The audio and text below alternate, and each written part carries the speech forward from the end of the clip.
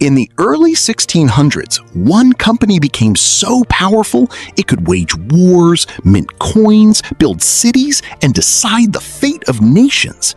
This is the story of the Dutch East India Company, its unbelievable rise and its spectacular fall.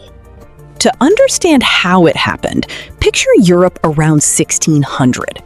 Spices like pepper, cloves, nutmeg, and cinnamon were not just cooking ingredients. They were luxury goods, medicine, status symbols, and for merchants, pure gold. For centuries, spices traveled through long chains of Arab, Indian, and Venetian traders. By the time they reached Europe, prices had exploded. Whoever could sail directly to Asia could cut out the middlemen and make a fortune. Portugal got there first. In the late 1400s, Portuguese sailors rounded Africa, entered the Indian Ocean, and built a sea route to Asia. Suddenly, Europe's spice trade had a new doorway, and the Dutch wanted in. At the time, the Dutch Republic was young, ambitious, and fighting for independence from Spain. Dutch merchants were bold, organized, and hungry for profit. But sending ships to Asia was insanely risky and expensive. A single voyage could take years. Storms could sink the fleet, disease could wipe out the crew, pirates or enemy warships could seize the cargo. But if even one ship returned full of spices, investors could become rich. Early Dutch expeditions proved the risk was worth it. The profits were staggering. But there was a problem. Dutch companies were competing against each other, driving up prices in Asia and cutting into their own gains. So in 1602, the Dutch government pushed these rival trading groups to merge. The result was the Verenigde Oost-Indische Compagnie, the VOC, better known today as the Dutch East India Company. This wasn't just another trading company. The VOC was granted a monopoly over Dutch trade east of the Cape of Good Hope. It could negotiate treaties, build forts, hire soldiers, and even declare war. In many ways, the VOC was a corporation with the powers of a state. And that combination, private profit backed by government authority, made it one of the most formidable organizations the world had ever seen. The VOC also pioneered something revolutionary. It sold shares to the public. Ordinary investors could buy a piece of the company. And those shares could be traded in Amsterdam, creating one of the first modern stock markets. This changed everything. Instead of one wealthy merchant funding one dangerous voyage, thousands of investors funded a permanent company. The VOC didn't have to dissolve after each trip. It could keep growing year after year. And grow it did. VOC ships sailed from the Netherlands around Africa and into the Indian Ocean, linking Europe to trading posts in India, Ceylon, Southeast Asia, China, and Japan.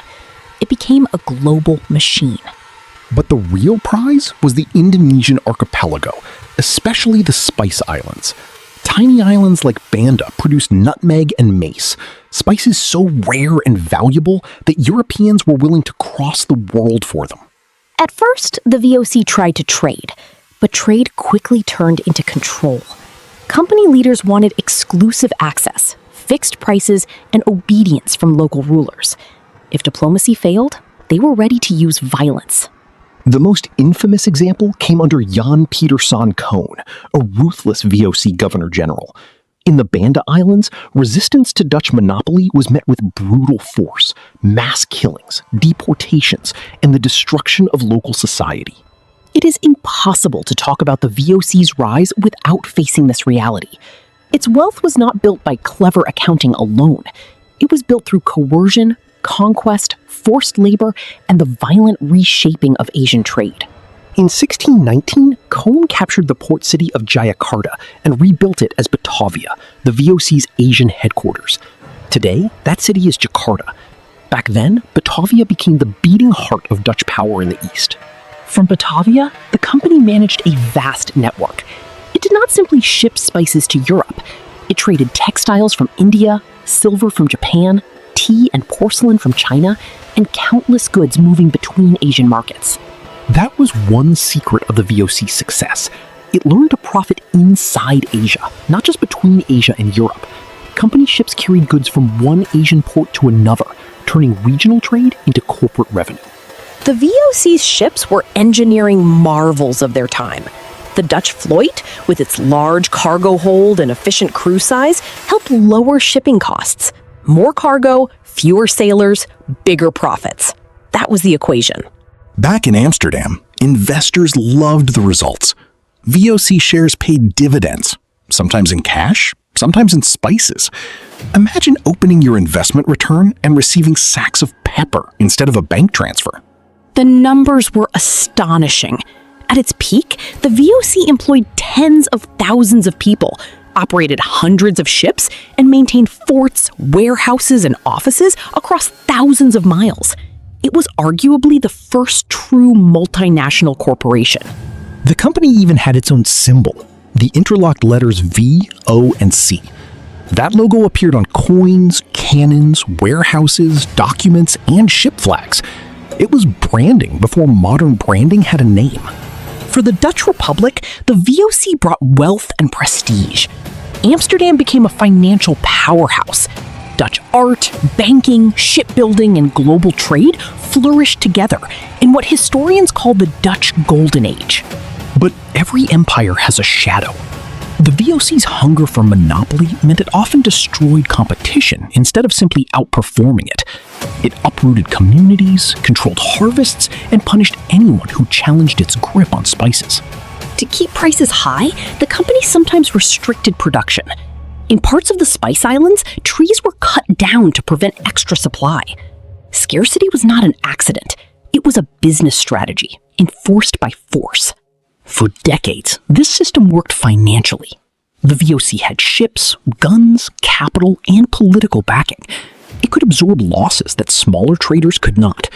But hidden inside its success were problems that would eventually pull it apart. One problem was distance. Amsterdam was thousands of miles from Batavia. Orders could take months to arrive, and by then, circumstances had changed. Local officials often made their own decisions, far from oversight. That distance created room for corruption. Some VOC employees used company ships, contacts, and warehouses for private trade. The line between serving the corporation and enriching yourself could become very thin. Another problem was cost. Forts had to be maintained, soldiers had to be paid, ships had to be repaired or replaced. The more territory the VOC controlled, the more expensive its empire became. Competition also intensified. The English East India Company was growing stronger. The French entered the race.